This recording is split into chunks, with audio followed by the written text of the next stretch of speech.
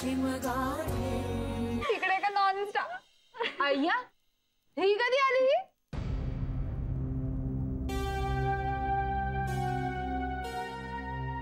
अहो विजयाताईंना कलामंचच्या एक्झिबिशनची ऑर्डर मिळाली आहे ना, त्यासाठी बोलावून घेतलंय तिला मदतीला. अच्छा अच्छा, पण बरं झालं. आता अजून पुढचे 4 दिवस राहा, नाहीतरी मला ट्रे करण्यासाठी मदत लागणारच आहे. मग काय झालं, कळलं ना काय म्हणाले ते तुम्हाला नाना? अरे माझ्याच बद्दल बोलताय आणि मलाच सांगत नाही यात. ए सांगा सांगा काय झालं? चहा घ्या आधी मग सांगते. नाहीतर बघा मी पुढचं लगेच स्टोरी चालू करेन. त्या 3ऱ्या दिवशी काय झालं? गप, एकदम गप. वा नको ना वा.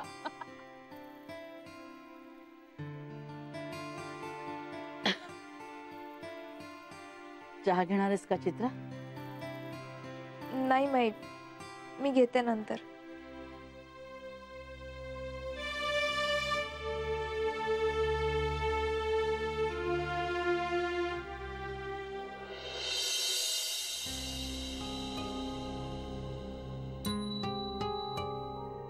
थँक्यू मेघना, किती छान सावरून घेतलंस तू मला अर्जू वहिनी समोर. अर्थात खरं कारण तिला कळेलच, पण तरीही थँक्यू.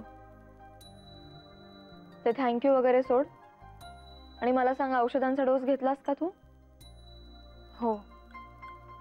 खरं तर वाटत होतं की कशासाठी बरं व्हायचं, काय आहे पुढे.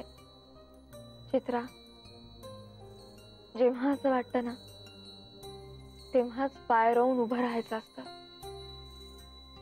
तुझा संसार, तुझं नातं तुलाच सावरायचं आहे ना.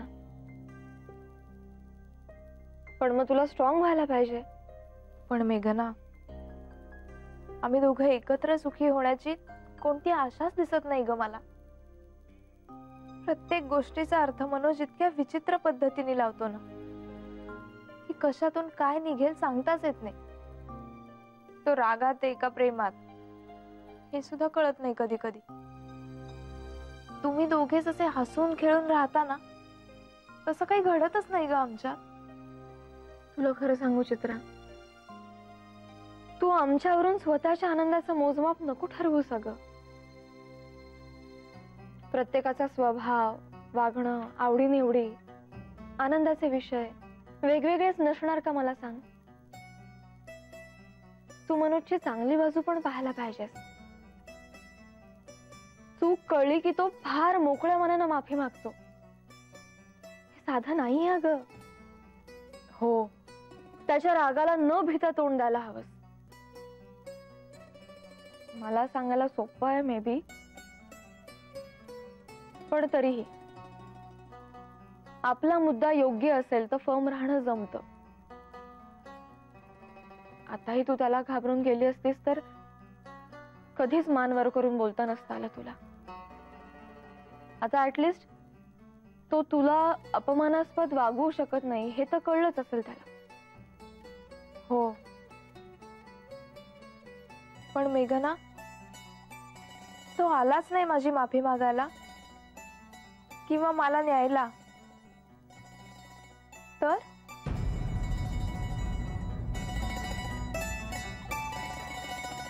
बाप रे, एवढं सगळं रामायण घडलं.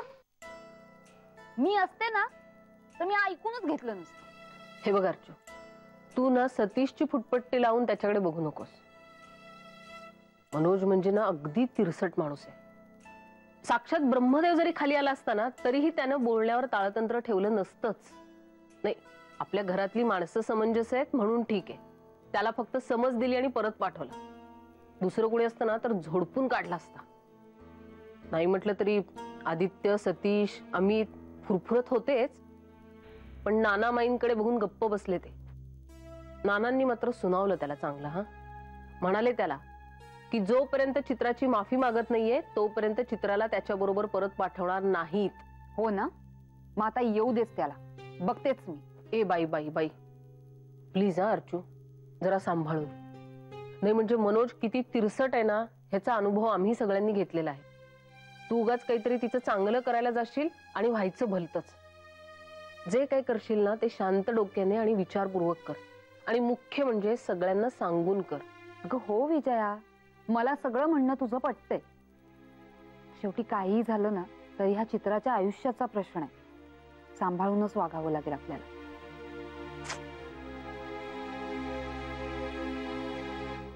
काय मग खुश ना एकदम? लाडकी लेक आली ना?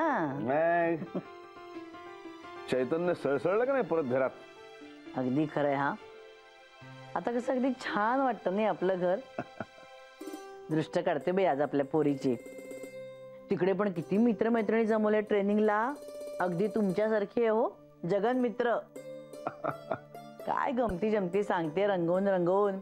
माझी तर हसून हसून पुरेवाट झाले अगदी. तुम्ही म्हणतात अगदी खरं. हा आता कसं घर अगदी भरल्यासारखं वाटतं. मला कुठे भेटली अजून पण? आता येईल बघा नाचत नाचत. सारखी मला विचारत होती, नाना कधी येणार आहेत? नाना आले का? नाना कधी येणार आहेत? नाना आले का? असं विचारत होती जणू काही मी कोणीच नाहीये तिची.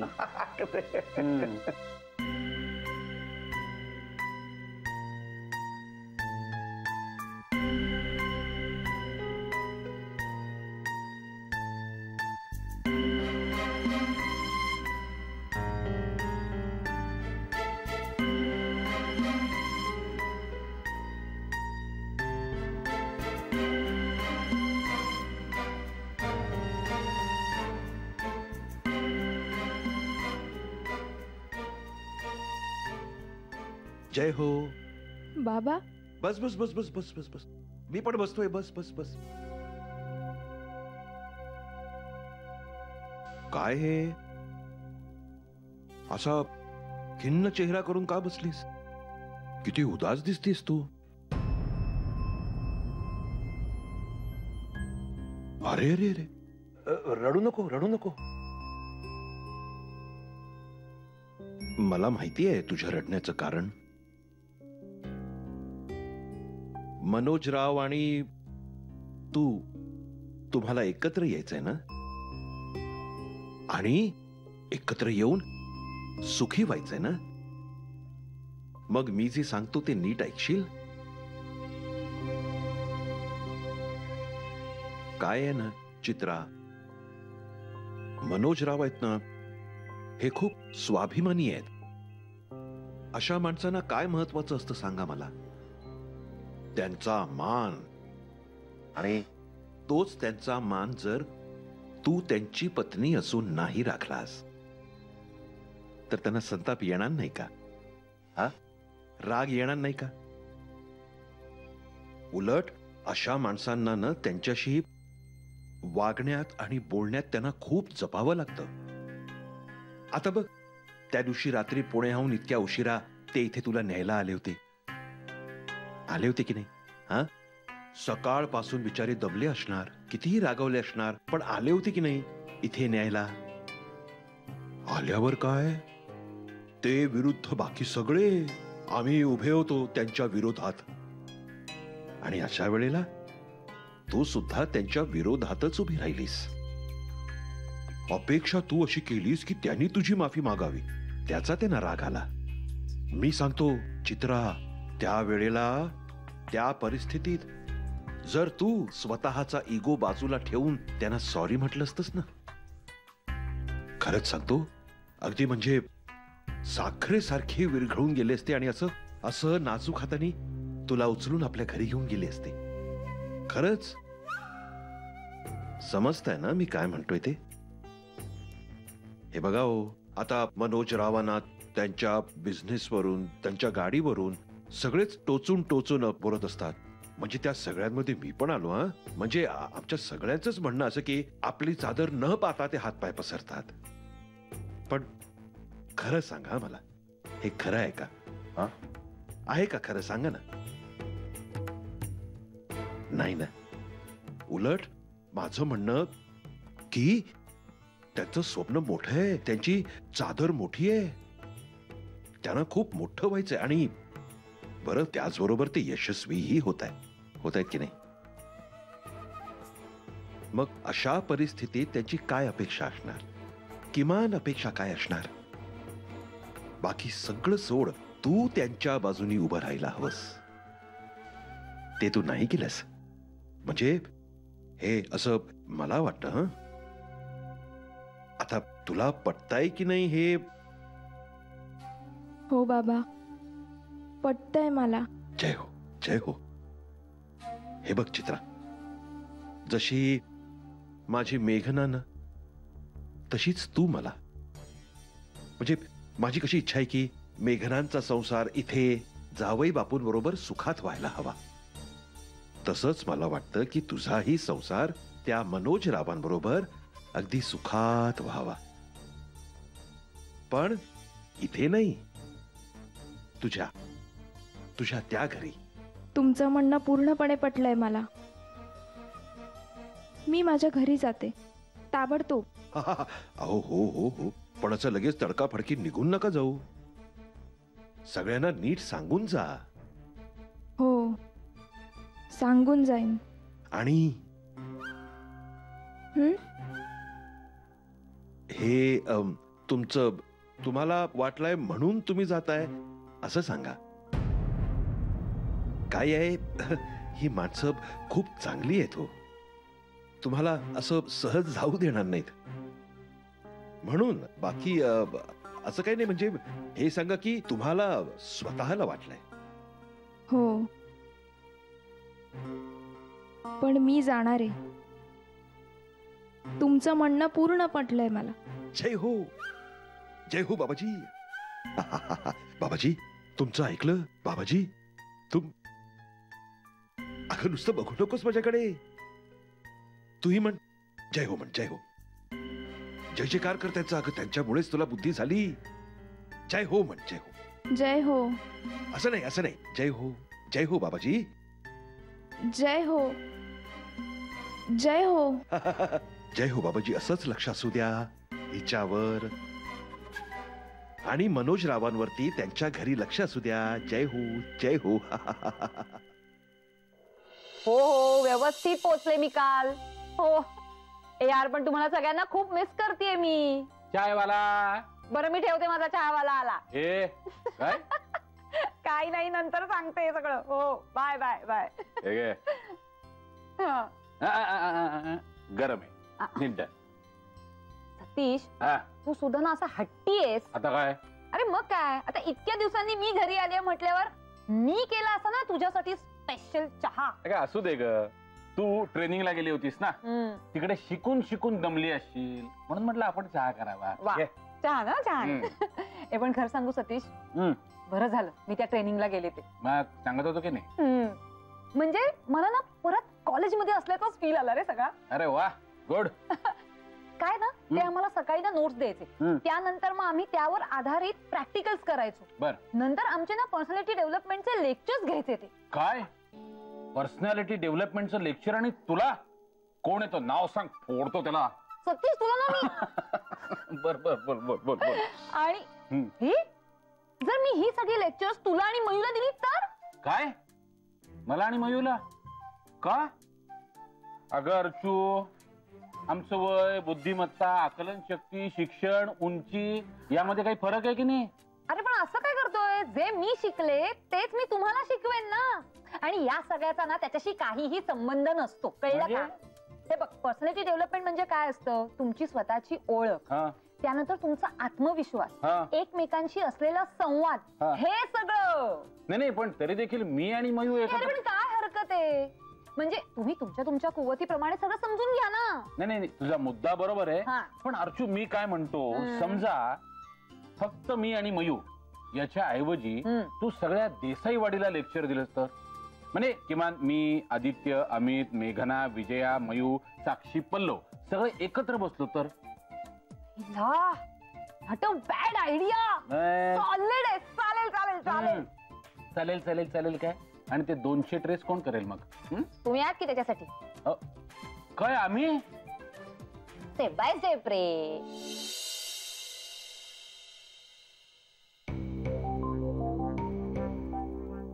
चित्रा,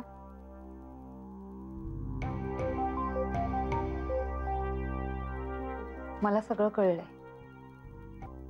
वहिनी, मी येणारच होते तुझ्याशी बोलायला, पण मनोजने असं वागायलाच नकोय. हे बघ चित्रा, तू घाबरू नकोस.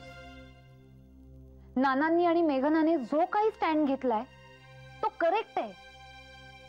मनोजची चूक झालीये आणि हे त्याला कळायलाच हवं. नाही तर तो प्रत्येक वेळी तुझ्याशी असाच वागत राहील.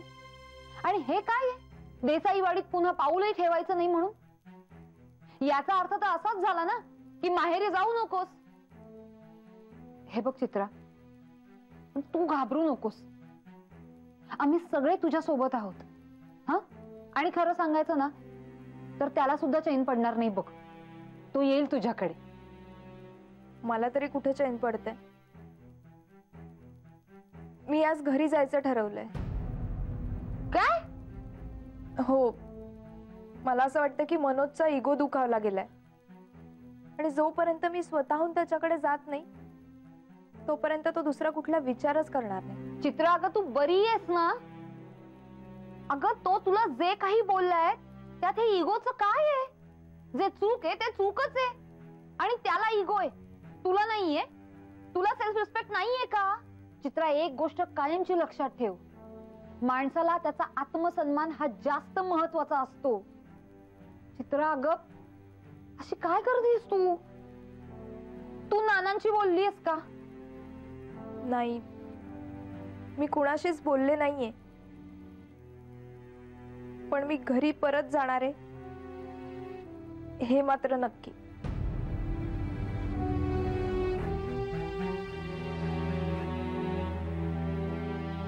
हे बरोबर आहे ना? असं उत्तम उत्तम, अगदी व्यवस्थित.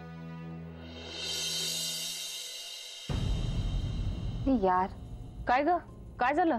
चित्रा म्हणतेय की ती घरी जाते म्हणून. काय?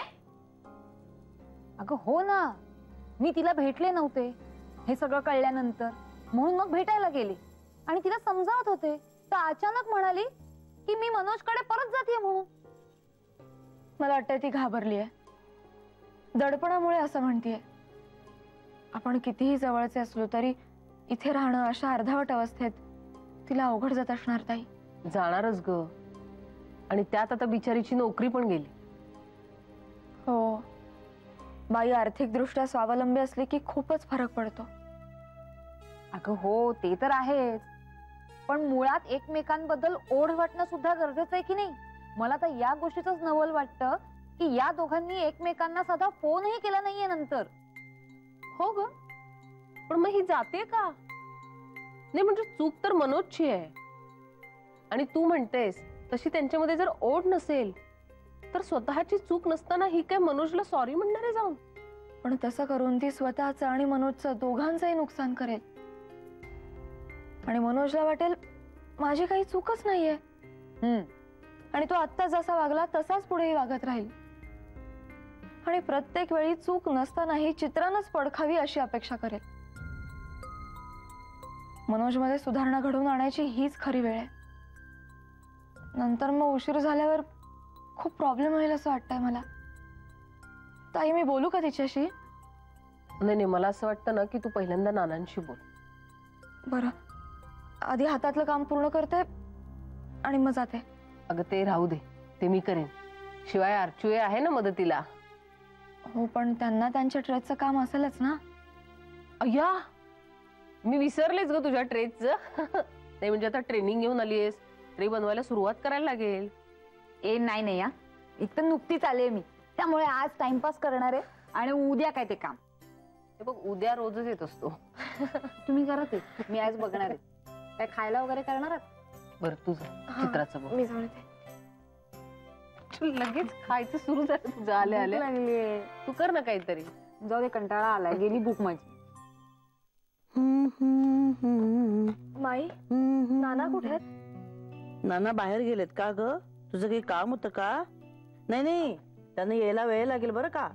ते गेलेत त्यांच्या क्लब मध्ये सिनियर सिटीजनच्या गोरे काकांना भेटायला. त्यांचा तर वर्धापन दिन आहे ना, मग तिकडे काहीतरी करायला हवेत ना कार्यक्रम. तुझं काय काम होतं? नाना काय करणार आहे? नाना सगळ्यांचे लीडर ना.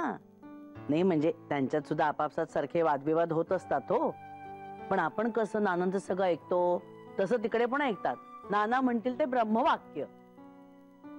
नाना कविता वाचन करणार आहेत. अय्या, नाना कविताही करतात? नाही ग, नाना नाही करत कविता, पण नाना त्याच्यावर विवेचन करतात. म्हणजे मोठ्या मोठ्या कवींच्या कविता वाचायच्या आणि मग त्याचा आशय आणि त्यांना काय म्हणायचंय हे सोप्या पद्धतीत सगळ्यांना समजावून सांगायचं. एक दोन वेळा मलाही समजवण्याचा प्रयत्न केला ग, पण मला नाही त्याच्यात गंध काही. मला ना नेहमी आश्चर्य वाटतं बाई नानांचं. त्यांना कसं काय एवढं सगळं कळतं ग. एकदा असंच ऐकवत होते मला. ऐकता ऐकता मला कधी झोप लागली मला कळलंच नाही. थोड्याने उठवलं मला आणि चहा आणून दिला समोर. मला इतकं शरमल्यासारखं झालं म्हणून सांगते. छे, पण तुझं काम काय होतं नानांकडे एवढं? अर्चूताई म्हणाल्या की चित्रा म्हणते परत घरी जायचं. अगो बाई, आता एवढं आपण तिला समजावून सांगितलं तरी पुन्हा तेच ये रे माझ्या मागल्या. असं काय करते चित्रा? काय करणार म्हणा ती तरी बिचारी. मनोज बरोबर अख्खं आयुष्य काढायचं तिला. ऐकते बिचारी.